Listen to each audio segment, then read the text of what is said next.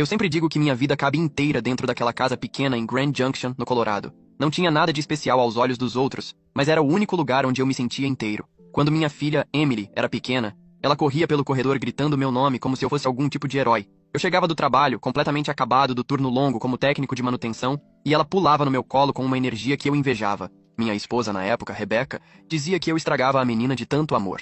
As manhãs começavam sempre do mesmo jeito. Eu acordava pouco depois das 6 horas, preparava café. Emily aparecia descabelada, esfregando os olhos, e pedia panquecas. Eu adorava esses 5 minutos entre o silêncio da casa e o barulho das responsabilidades.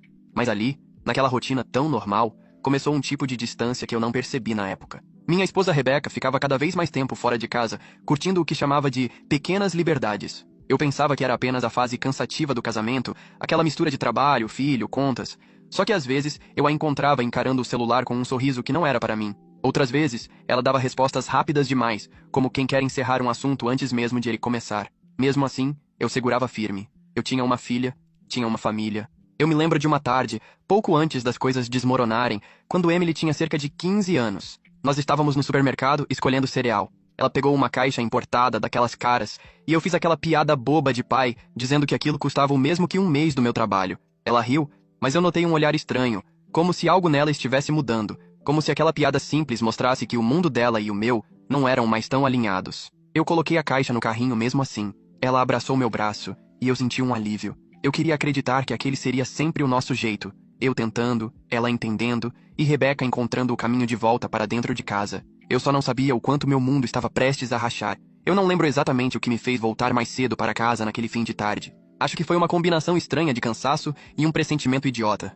Desses que você ignora porque não quer parecer dramático. Eu tinha terminado um chamado em uma fábrica na região industrial. Estava sujo de graxa e o uniforme cheirava a metal quente, mas alguma coisa me empurrou para o carro antes do horário normal. Quando virei a esquina da rua onde morávamos, notei um carro desconhecido parado na frente da casa. Um sedã preto brilhante desses que você não vê muito por aqui, com placas de Denver. Fiquei parado por um instante dentro da caminhonete. Parecia deslocado demais para ser coincidência. Entrei em casa chamando o nome da Rebecca, sem imaginar o tamanho do impacto que estava prestes a tomar. A porta da sala estava encostada, não trancada, como se alguém tivesse entrado apressado. Eu dei alguns passos e ouvi risadas abafadas, vindas do quarto. Risadas que eu nunca tinha ouvido saírem dela daquele jeito. Mais leves, mais vivas. A sensação foi como levar um soco no estômago. O corredor parecia mais estreito. Eu empurrei a porta do quarto. E lá estavam os dois. Rebecca, com aquele sorriso travado no rosto, e um homem que parecia saído de algum catálogo de gente bem-sucedida. Cabelo impecável, relógio caro, camisa que provavelmente valia mais do que um mês do meu salário. Ele nem se mexeu quando me viu.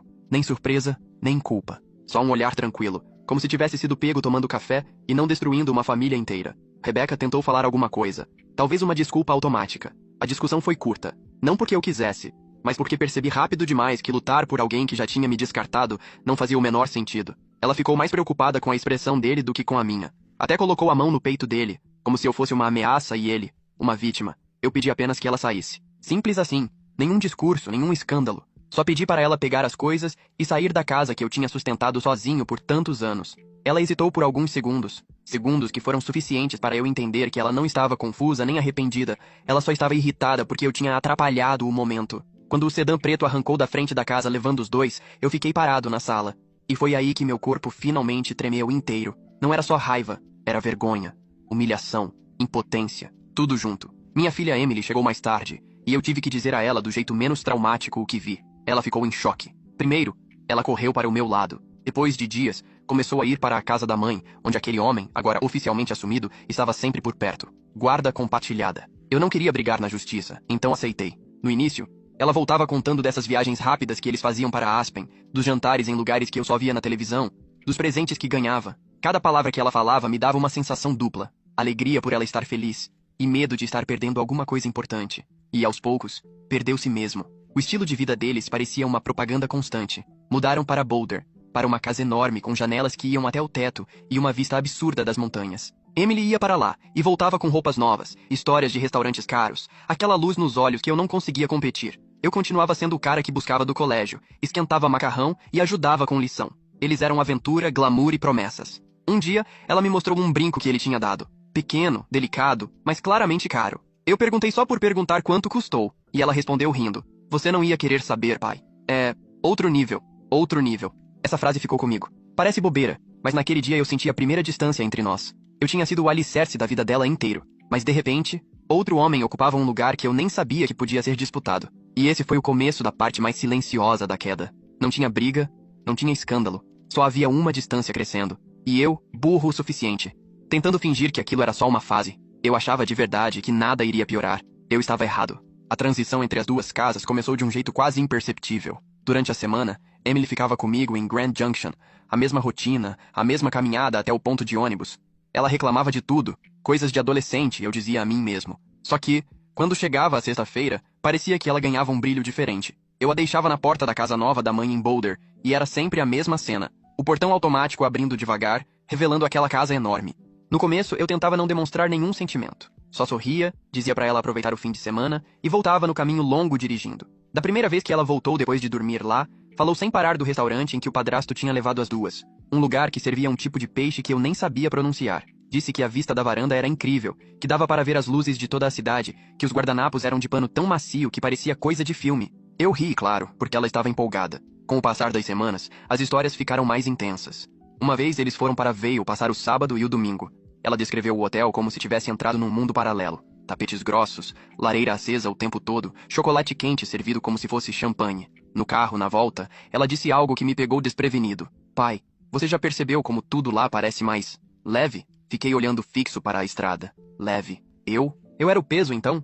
Ela falava do padrasto com uma facilidade que me deixava desconfortável. Chamava ele pelo primeiro nome completo, como se fosse um amigo mais velho. Dizia coisas como, ele tem contatos em empresas grandes, ou, ele conhece pessoas incríveis que poderiam me ajudar no futuro. Eu ouvi aquilo pela primeira vez durante o jantar. Estávamos comendo pizza congelada, a preferida dela desde pequena.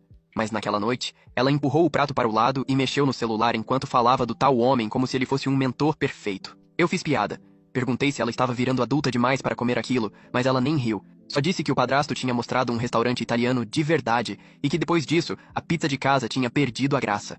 Quanto mais tempo passava, mais eu via Emily se afastando devagar. Não era agressiva ou fria, era distraída. Chegava pra semana comigo, mas ficava horas trancada no quarto, mexendo no celular, rindo de mensagens que não compartilhava comigo. Quando eu perguntava, dizia, nada demais, pai. Coisa lá do pessoal da mamãe. Pessoal da mamãe. Isso também me doía. No meu carro, o ar-condicionado tinha vontade própria. Às vezes gelava demais. Às vezes parava do nada. O rádio só pegava uma estação, porque o botão que mudava afundou. E por algum motivo, a cada vez que Emily entrava, parecia notar mais e mais esses defeitos. O carro dele tem botão que ajusta o banco automaticamente. Ela comentou uma vez, como se aquilo fosse relevante para a sobrevivência humana. Eu apenas respondi, o meu faz a gente chegar onde precisa. Já está de bom tamanho? Ela assentiu, mas não sorriu. Às vezes eu tentava trazer ela de volta com nossos rituais antigos, panquecas de domingo, maratona de filmes bobos, caminhadas curtas pelo parque perto da represa. Mas agora ela parecia estar sempre de passagem, como quem marca presença por obrigação. E eu comecei a evitar perguntar qualquer coisa que pudesse parecer ciúme, porque tinha medo da resposta. Eu sentia que ela vivia duas vidas separadas. Na minha casa, ela era uma visitante. Na casa da mãe, ela era parte de uma história que eu não tinha acesso. E a pior parte é que ela achava isso completamente normal. Para ela, era como trocar de canal. A vida simples de segunda a sexta com o pai trabalhador, e o fim de semana de luzes, restaurantes e conversas sofisticadas com o homem bem-sucedido. Mas dias depois, algo aconteceu. Algo que eu realmente não esperava. A escola anunciou a cerimônia de reconhecimento acadêmico no início do outono. Eu lembro exatamente do dia em que Emily trouxe o panfleto dobrado no bolso da jaqueta, com o rosto misto de orgulho e nervosismo. Era uma cerimônia importante. Prêmios, menções honrosas, apresentação dos candidatos a bolsas de estudo para universidades fora do estado. Uma daquelas noites que muitos pais esperam desde o primeiro dia de aula dos filhos. Eu senti meu coração disparar quando ela me entregou o papel. Pai, acho que eu vou receber alguma coisa, ela disse, tentando disfarçar o sorriso. Eu sorri também, mas por dentro eu estava explodindo de orgulho. Eu sempre soube que ela era esperta, determinada, cheia de talento, mesmo com todos os tropeços emocionais. Passei a semana inteira imaginando como seria. Eu no auditório, ela no palco, aquela sensação de chegamos até aqui. Eu queria que fosse especial. Então, na tarde de sábado anterior ao evento, levei Emily até uma loja em downtown para escolher uma roupa bonita. Eu tinha economizado um pouco para isso, porque sabia que eventos assim ficam marcados na memória. Passeamos entre araras, ela provou alguns vestidos, riu de outros, reclamou que alguns eram sérios demais ou engomadinhos. No fim, ela escolheu um conjunto azul claro, elegante. Quando ela saiu do provador e girou, tímida, eu senti um orgulho que quase me desmontou. Emily, você está linda, filha. Naquele dia, eu me permiti acreditar que nada nem ninguém ia tirar meu lugar naquela noite. mas eu deveria saber que expectativas são coisas perigosas. Na quarta-feira, pouco depois das